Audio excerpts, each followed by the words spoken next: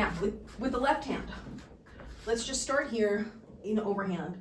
Stall back, circle up, stall front, circle up, stall back, circle up. Okay, and then if you find that the poi is doing this sort of wobble on the stall, where it's not fully in control, like all of these that I'm demonstrating right now, the best coaching I can give you on that is to use your arm like it's a brake.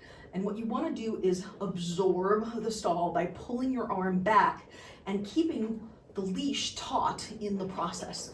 So you're pulling back to get it to stay straight, pulling back to get it to stay straight. And when it goes back behind you, allow your shoulder to open just like you would with the poi lattes for the flower, and let your palm come out to the side so that you're not tweaking that shoulder.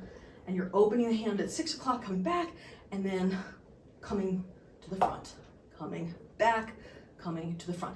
And try not to look over your shoulder, look forward, ignore me looking at you.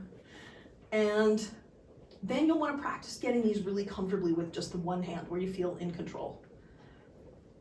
And then, of course, we want to do it with the other hand, right? So stall back, circle, stall front, circle, stall back, circle, stall front, circle, stall back, circle, stall front, circle, stall back, and stall front, and stall back.